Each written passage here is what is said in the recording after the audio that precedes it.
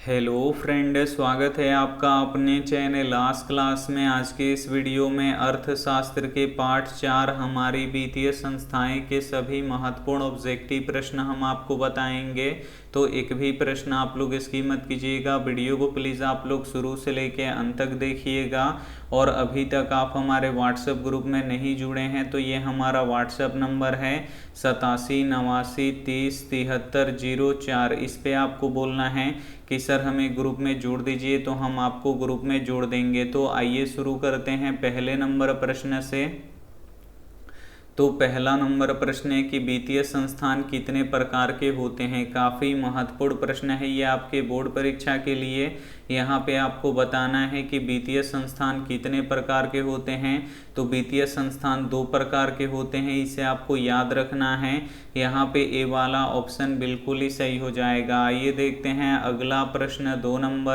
दो नंबर प्रश्न है कि भारत का केंद्रीय बैंक कौन सा है। काफ़ी महत्वपूर्ण प्रश्न है और ये प्रश्न बोर्ड परीक्षा में बहुत बार पूछा गया है, इसे आपको याद रखना है। यहाँ पे आपको बताना है कि भारत का केंद्रीय बैंक कौन सा है।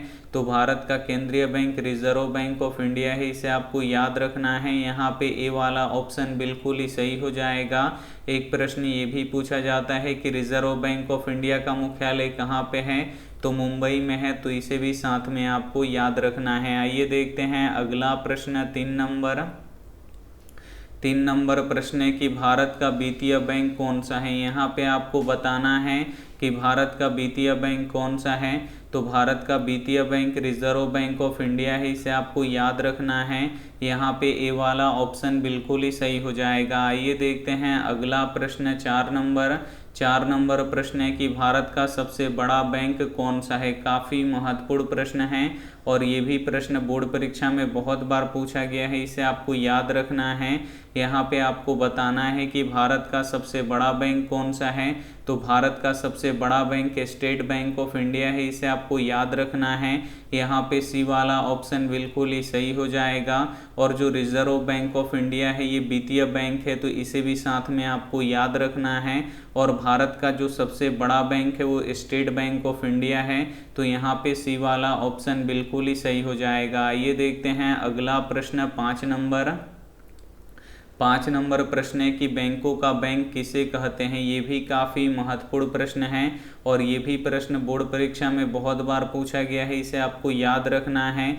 यहाँ पे आपको बताना है कि बैंकों का बैंक किसे कहते हैं। तो रिजर्व बैंक ऑफ इंडिया को बैंकों का बैंक कहते हैं। यहाँ पे ए वाला ऑप्शन बिल्कुल ही सही हो जाएगा। इस चैप्टर के सभी महत्वपूर्ण ऑब्जेक्टिव प्रश्न हम आपको बताएंगे, तो एक भी प्रश्न आप लोग इसकी मत कीजिएगा। वीडियो को प्लीज़ आप लोग शुरू से लेके अंत तक देखिएगा। और वीडियो को अभी तक आप लाइक नहीं किए तो वीडियो को लाइक कर दीजिएगा। और चैनल को अभी तक आप सब्सक्राइब नहीं किए हैं तो चैनल को सब्सक्राइब कर लीजिएगा और साथ में बेल आइकन को ऑल पे दबा लीजिएगा। आइए देखते हैं अगला प्रश्न।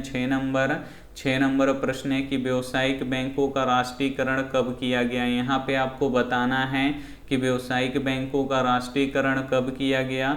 तो 1969 में किया गया, इसे आपको याद रखना है। और ये भी प्रश्न काफ़ी महत्वपूर्ण प्रश्न है और ये भी प्रश्न बोर्ड परीक्षा में पूछा गया है। आइए देखते हैं अगला प्रश्न।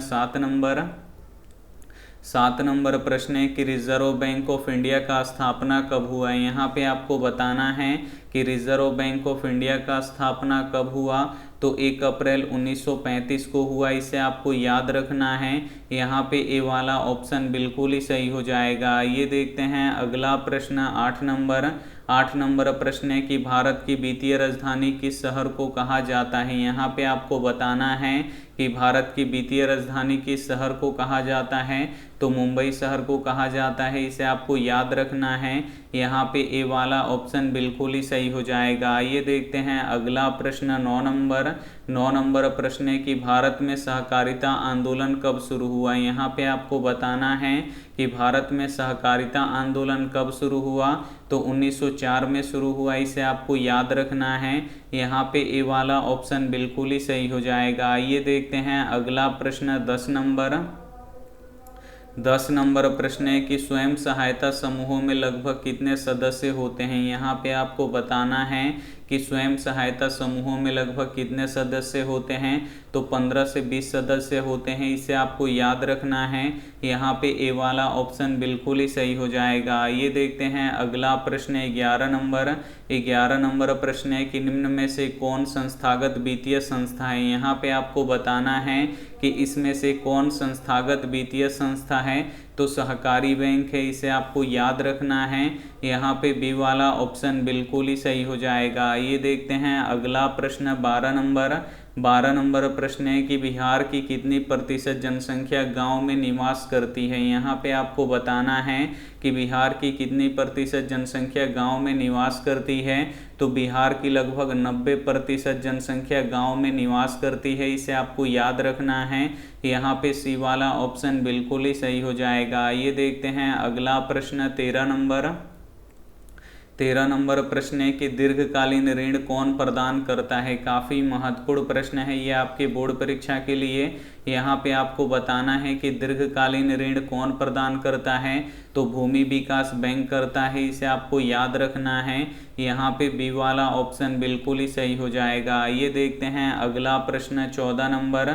14 नंबर प्रश्न है कि देश में अभी तक कार्यरत क्षेत्रीय ग्रामीण बैंकों की संख्या कितनी है। यहाँ पे आपको बताना है कि देश में अभी तक कार्यरत क्षेत्रीय ग्रामीण बैंकों की संख्या कितनी है, तो 196 है। इसे आपको याद रखना है।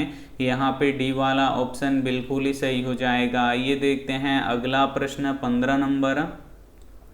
15 नंबर प्रश्न है कि नाबार्ड की स्थापना कब हुआ। काफ़ी महत्वपूर्ण प्रश्न है ये आपके बोर्ड परीक्षा के लिए। यहाँ पे आपको बताना है कि नाबार्ड की स्थापना कब हुआ, तो 1982 में हुआ। इसे आपको याद रखना है। यहाँ पे सी वाला ऑप्शन बिल्कुल ही सही हो जाएगा। ये देखते हैं अगला प्रश्न 16 नंबर। 16 नंबर प्रश्न है कि आज भी ऋण प्राप्त करने का सबसे लोकप्रिय स्रोत है। यहाँ पे आपको बताना है कि आज भी ऋण प्राप्त करने का सबसे लोकप्रिय स्रोत क्या है, तो महाजन है। इसे आपको याद रखना है। यहाँ पे ए वाला ऑप्शन बिल्कुल ही सही हो जाएगा। ये देखते हैं अगला प्रश्न 17 नंबर। 17 नंबर प्रश्न है कि भूमि विकास बैंक का पुराना नाम क्या है। यहाँ पे आपको बताना है कि भूमि विकास बैंक का पुराना नाम क्या है, तो भूमि बंधक बैंक है। इसे आपको याद रखना है। यहाँ पे ए वाला ऑप्शन बिल्कुल ही सही हो जाएगा। ये देखते हैं अगला प्रश्न 18 नंबर। 18 नंबर प्रश्न है कि भारत सरकार द्वारा क्षेत्रीय ग्रामीण बैंक की स्थापना कब की गई। यहाँ पे आपको बताना है कि भारत सरकार द्वारा क्षेत्रीय ग्रामीण बैंक की स्थापना कब की गई, तो 1975 में की गई। इसे आपको याद रखना है।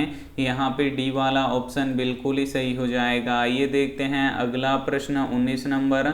19 नंबर प्रश्न है कि निम्न में से कौन सी संस्थान मुद्रा जारी करने के लिए अधिकृत है। यहाँ पे आपको बताना है कि इसमें से कौन सी संस्थान है जो मुद्रा जारी करने के लिए अधिकृत है, तो रिजर्व बैंक ऑफ इंडिया है। इसे आपको याद रखना है। यहाँ पे ए वाला ऑप्शन बिल्कुल ही सही हो जाएगा। ये देखते हैं अंतिम प्रश्न 20 नंबर। 20 नंबर प्रश्न है कि भारत में एक संगठित पूंजी बाजार है। यहाँ पे आपको बताना है कि भारत में एक संगठित पूंजी बाजार है, तो मुंबई है। इसे आपको याद रखना है। यहाँ पे बी वाला ऑप्शन बिल्कुल ही सही हो जाएगा। इस चैप्टर के सभी महत्वपूर्ण ऑब्जेक्टिव प्रश्न हम आपको बता चुके हैं। तो वीडियो को लाइक नहीं किए तो प्लीज़ आप लोग वीडियो को लाइक कीजिए, अपने दोस्तों के पास इस वीडियो को जरूर शेयर कीजिएगा। और चैनल को अभी तक आप सब्सक्राइब नहीं किए हैं तो चैनल को सब्सक्राइब करके साथ में बेल आइकन को ऑल पे दबा लीजिएगा, ताकि जब भी लाइव क्लास हो तो आपके पास नोटिफिकेशन पहुंचता रहे। Thank you for watching. मिलते हैं अगले वीडियो में। तब तक अपना ध्यान रखिए, मन लगा के पढ़ाई कीजिए। Take care and bye.